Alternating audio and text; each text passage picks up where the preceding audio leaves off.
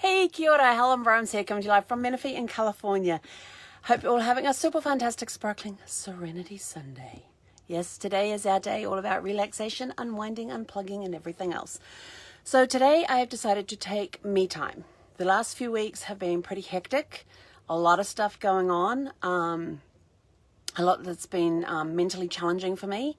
So trying to maintain my sparkle has been a struggle at times these last few weeks, and there's a lot of stuff that's going on that's affecting the mental ability to cope very well.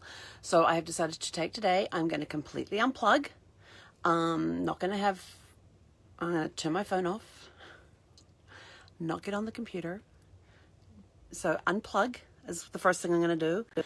Get myself back in balance, and I'm going to do that through actually going to sit down. I'm committed to sitting down today and writing. I haven't done it for a while, and my brain is just so clogged right now with all the stuff that's going on that I need a little more mental clarity. And in order to do that, I need to do a brain dump. So I'm going to be doing a brain dump today with my writing, get it all out. Who knows how long that's going to take, but I'm actually going to start it all with doing some meditation first. Because sometimes when I need to do a brain dump, I need to kind of get into a meditative state, and then I just let the subconscious take over and do all the writing for me. And half the time I don't know what's going to come. I don't know what's going to be going on that piece of paper until it comes out of the end of the pen. There's been a few things that have come out at the end of the pen that I've sort of long gone, what? And wondered what the heck is going on with everything. Why the heck was that coming out? And oh my God, and like last year there was some stuff that came out. It scared the bejesus out of me. I was sort of like, what the heck is going on? So today it's all about disconnecting. It's a self-care day today. I need to get into the right mental frame of mind to give me clarity on some decisions that need to be made. It's a tough place to be in when your brain is cluttered. So today is decluttering the brain. It is taking care of self. It is disconnecting, doing some writing, some meditation, finding my balance again. So you're not going to see me online a lot today. It's already It's already after 11. We've been out for our walk. Our walk today was a short walk. The air outside was horrific. I took a picture, which I will post after this, of the sky outside today. I mean, there's some beautiful hills. When we walk down one of the paths, there's some beautiful hills that we walk towards, and you could barely see them because of the smoke. And I was coughing a lot on the walk, which I don't typically do unless I haven't hydrated properly beforehand. And I had drunk my bottle of water beforehand and got out there, but the smoke going in through the lungs and stuff, the air quality out there is horrific. And when I came back, I checked on my different weather apps. I got two that I look at, and both of them had low air quality numbers saying don't go outside unless you have to. If you have breathing issues, don't go outside. And I was like, great, never been outside in this. And then I was looking at the allergy report, and dust and dander is high. Well, dust is one of my triggers. And I was like, great. So I had dust and dander high on the allergy list, with dust being my trigger. Dander not too much of, not really an issue. After all, I live with a dog. Dogs have dander, except for those that don't. There are some breeds that don't. But she has her dander, and I'm fine with that. And then you had the bad air quality, and I'm like coughing and spluttering my way around our walk today. And so after the first 2 to 3 minutes of our walk, and I was coughing heavily, and I kept going like this to cough into my shirt. Because here at the RV park, they don't require masks unless you're inside one of the buildings. But they've got all the buildings closed except for the bathrooms and the bathrooms, the fitness center, and the laundry are the only 3 places where, and they've got a limit on the number of people that can be in there at any one time. Like the fitness center, they'll only allow 3 people at a time to be in there. And they still want you to maintain your distance and stuff while you're in the room. And the fitness center it's a good size. It's not a large fitness area compared to some of the resorts I've been to, but it's also not one of the smallest ones either. It's a good size. It's a good size for it would be on par with about a hotel sized fitness room. On the larger side is the hotel sized fitness rooms. I think I've done a video on that one before. I think I have, but it's its own little building and everything else. But there's plenty enough room for 3 people to maintain their social distance, and then some. So that was pretty good on that. So yeah, so today, and so we coughed and so I cut the walk in half. We did our evening circuit. We did our evening circuit this morning, and got back. I don't think Zephyr was too happy with me because then she just tore up and down the RV and the bed end. I tell you, the speed that she goes at when she does that, it is enough to move the bed, because the mattress sits on a wooden base. And yes, it is a slidey wooden base because you've got to be able to lift it up. So it has to be able to move to slide on that base for when you lift it up and put it back down again. Because there's storage underneath the bed. And to do that, you lift up the lid and put it back down. And she moved it enough that and there's about 6 inches on either, when it's balanced, it's about 6 inches on either side between where the built-in cabinets are that are up by the top end of the bed. That you kind of got to, I tell you this, to make this bed is a workout. It is a workout. Hang on, I'm going to go look at this so I can show you what I'm talking about. I don't know what condition the bed is in right now, but, oh, it's not too bad. Okay, so one of the challenges with this is you've got about a 6-inch gap between here and the mattress. This here is like your nightstand. So when you make the bed, and you have to be able to slide it around, because this here is about 3 feet. Yeah, about 3 feet. No, yeah, it's about 3 feet. So this shelf here from the wall down to here is about 3 feet long. You've got to reach over that to get your fitted sheets onto the mattress, right? Okay, so this is my weighted blanket wrapped up in the quilt. You can see how much force she's had because it is hanging off. It doesn't have a lot left on the bed. I've actually pulled the covers down because these covers were all over here. But yeah, this is a 20-pound weighted blanket, so you can see how much she's moved that. She's 32 pounds. So you can see with her speed and agility how much she's moved it. I've actually put the mattress back on here, but the mattress was all the way hard up against that side, so she moved it at least 6 inches, and then had it skewed a bit. And I still have the strap here supposedly holding the mattress on. So when you make the bed, you have to actually swivel the mattress down so you can reach the top corners and put it back. It's actually it doesn't take long to make the bed. It's just a lot of physical work to do it because you don't have a lot of space to work in, and you have to move the mattress backwards and forwards in order to get up to the corners and everything else. So I get a weekly workout making the bed. And then she goes and upsets it and everything else by her running up and down the thing. And I've done videos of her running up and down the RV thing, but you can see how much force that she puts in there. I mean, she moved a 20-pound weighted blanket, which is underneath that quilt there, and it's half hanging off the bed. And she's only 30. Look at this. She is only, where is it? Wrong button, that one. She's only 32 pounds. And she can move a 20-pound quilted blanket when it's folded up on a bed. Yes, it's talking about you, sweetie girl. Hey? Yeah.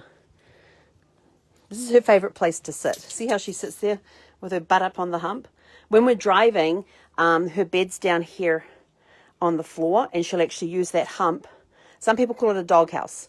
She'll use that to put her head on. So her bed will be down here between the things, and she puts her head up on the hump when we're driving. But yeah, sometimes she will sit there and look at me as I say, well, come on, let's go play. I'm like, no. She's like, okay, let's go play. But, so yeah, I don't even know how I got onto that. So, yeah, so she did her crazy run this morning and completely moved the bed and everything. And now she's going in to check the bedroom to see what I was doing. What you doing, Zeph? She's just gone trotting in there, like sniffing around. You're looking to see what Mummy was doing, are you? Yeah, okay. Go figure. So anyway, so today is as Serenity Sunday. It's all about relaxing, getting yourself in balance. And I'm going to get myself back in my mental balance today. I haven't done a lot of self-care lately. And it's showing. You can see my face. It's showing. I've got the bags under the eyes. Even though I'm getting sleep at night, I'm hydrating like crazy. I'm not taking care of what's in here. So today is very much going to be a self-care day. It's going to be disconnecting. It's going to be doing some meditating, some writing. I'm probably going to have music on most of the day, because that's how I like to relax. I may end up reading today. I don't know. But there will definitely probably be a nap involved somewhere along the way, because that's kind of what I need to do after I do a big writing dump. After I do a big writing dump, I'm just exhausted, so I got to go get take a nap or whatever. But today's very much going to be about turning everything off, disconnecting. I may watch. Depends on where the brain's at. But first of all, it's self-care. I may even go do a face mask today. I was thinking that today. I was thinking, maybe I'll do a face mask today. And maybe I've got a basin that my feet fit in, because I bought a basin feet size, and I've got a thing of Dead Sea salts. So I thought maybe I'll do a foot bath today. I haven't done one of those in a long time. Maybe I'll give myself a pedicure, although I don't really know how to do pedicures anyway, but I'll give myself my version of a pedicure, and maybe I'll do a manicure for myself as well. Yeah, nails are getting to the point where they need trimming. But yeah, it's just going to be a self-care day today, especially on the mental side, because the mentality has taken a lot of beating lately. There's a lot of tough decisions coming up, and some that I don't want to make. But I need to be in the right frame of mind to even contemplate those things. So there's going to be a lot of writing done today. There may be some face masks coming in today. In fact, I think I will do that today. Yeah. That's gone very bright all of a sudden. I think my flashlight's turned itself on. But yeah, so there'll be a lot of clearing of the mentality today. Getting myself back in balance. We'll be staying inside because of the air quality outside, plus it's meant to be 97 today. Then the next 3 days are supposed to be in the 3 digits. I'm like, great. But they're low 3 digits. We're talking 102, 103. But the cool part is at night, it drops down to 60, into the 60s. So I'm like, yes, at least it's cold at night. That's the important thing. So yeah, so we'll be putting the ACs on shortly to help filter the air. Because it's one of the things they say is just stay inside an air-conditioned area. And I'm sort of like, it's 66 degrees inside my RV. I really don't want to put the AC on, but air quality wise, I'm going to have to do it. But I'll clean the filters first before I do that. So I'll probably clean the filters first, then start on my self-care portion of the day. So today's all about self-care. It's Serenity Sunday, so it's all about peace and calmness. Disconnect. Do some self-care today, mentally, physically, whatever it is that you need to do to take care of you. Because the number one thing that, especially that I learned with caregivers, the golden caregiver rule is always take care of yourself first. And trust me, I know from personal experience how hard that can be. But take care of yourself first, because if you don't take care of yourself, how can you take care of your loved ones when they're sick? And that was the golden rule of caregivers. Always take care of yourself first. I am a nurturer by nature, so it is very difficult for me to nurture myself when I've got other people, and I've got, like, especially when I had Brad, when I was taking care of Brad, it was very hard for me to take time for myself. He kept pushing me to take time for myself. And I remember when he had Freddie, the ileostomy from hell, he wanted me to go and get a massage one time. I said, I can't. And he says, why not? I said, I'm going to be on the table. I said, it's not going to do me any good to go have a massage. He says, why is that? I said, because I have to be at max 30 minutes away from you if your seals on your ileostomy break, because I had a 30-minute window that I had to get that basically crap off his skin because of the acid in it, so it didn't burn his skin and he didn't end up with yeast infections around the ileostomy, and get it all cleaned up and get new seals put on there. I had a 30-minute window to do that, so I had to be less than so it's never more than 30 minutes away from the house. Because I had a very small window that if his seals broke, and because of the position of the ileostomy, Brad couldn't see it, so he couldn't do any of the changing of the seals himself, and it was also his abdominal crease, so whenever he bent forward, he would pop the seals. So to get out of his recliner, he had to keep himself very straight and not bend at the waist, because if he bent at the waist, he would pop the seals. So it was interesting when we finally figured out how he was popping the seals so regularly, and once we figured that out, he was able to move a lot slower and with purpose, rather than, oh, I need to get up. He had to actually stop, think about it, and had a process that he had to go through in order to get up without breaking a seal, and the same for going in reverse for sitting down. So he had to figure that out. We had to figure out the best way for him to do that.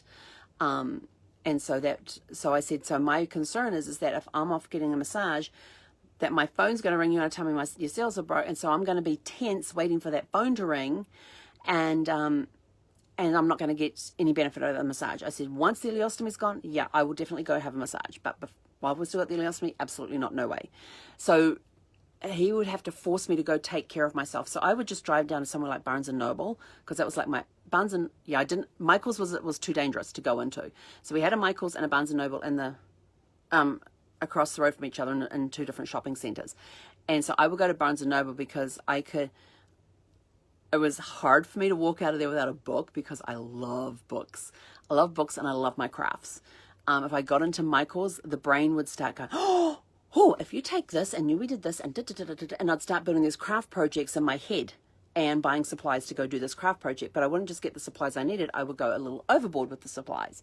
And because then they may have some sale. They were always, Michael's always has sales on. And like if you go into the basket area, they would have like 50% off baskets or 70% off baskets. I'm like, oh, that would be really good in the bathroom. Oh, that would be good there. And the brain would start going. So Michael's was very dangerous to go into unless I had a project that I needed to do, and I needed the supplies for it.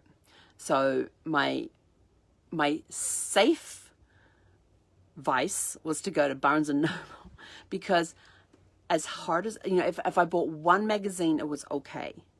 But I would go in there and browse the thing, because I wouldn't get that rush of ideas I would every time I walk into Michael's, and something would catch my eye, Michael's, and then the brain would start, oh, we could do it,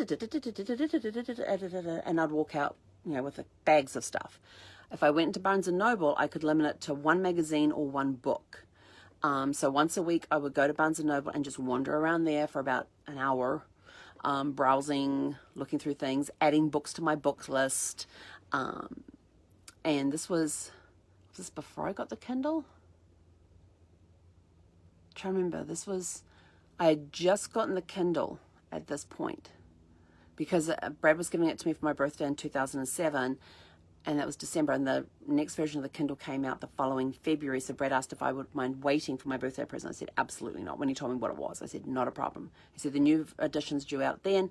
And so I said, that won't be a problem. So buying fiction books was kind of off the list at that point, because I was able to get fiction books online.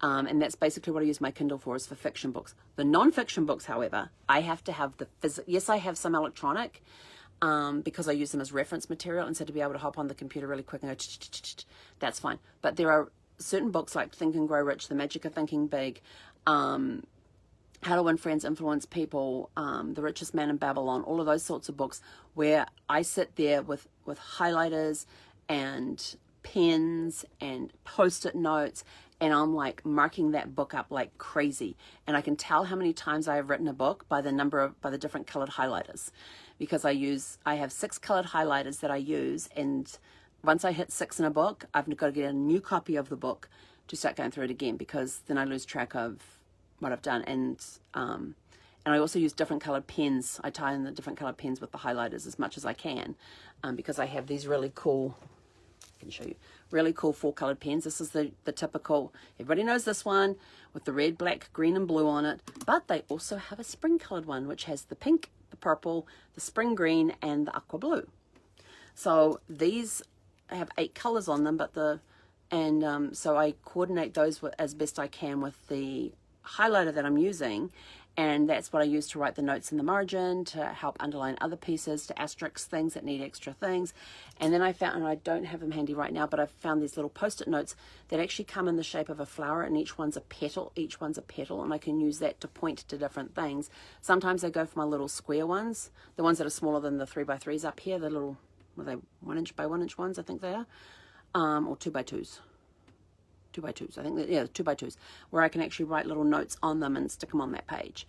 So I have a method for reading. So I'm an active reader when it comes to nonfiction. So when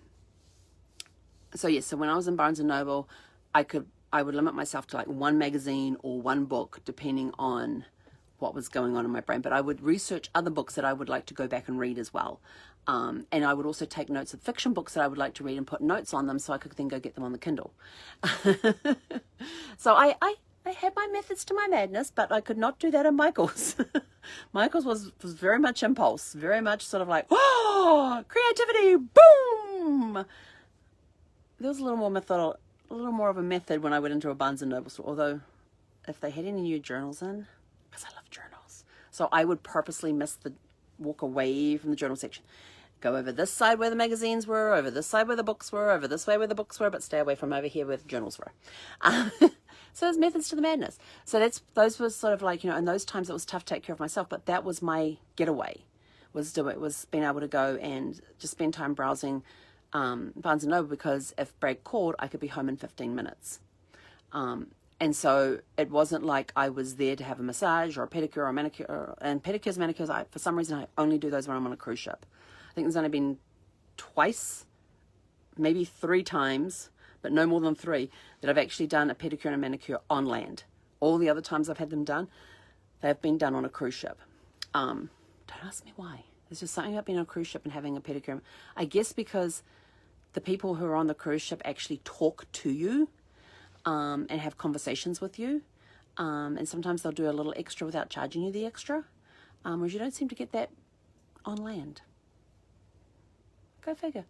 But anyway, so today is all about self-care, getting that balance back in your life between physical, mental, and between physical and mental. Today's definitely going to be working on the mental side of things, doing some meditation, doing a lot of writing today, unplugging and disconnecting. So you will not see me back online until 4 p.m. this afternoon. So have a super fantastic leave in the comments below what you like to do on Serenity Sundays to help get you back in balance as well. What are some of the things that you like to do to help you relax? So put them in the comments below, because some people could be looking for suggestions, and your suggestion could be the one, and what you do could be the suggestion that somebody's been looking for, or the spark to inspire them to do something similar to that, or sort of think, oh yeah, I like doing that. I've forgotten about that. So, reclaim some of yourself today. Reclaim some of your mental clarity today. And have a super fantastic, sparkling Serenity Sunday. Hei konera.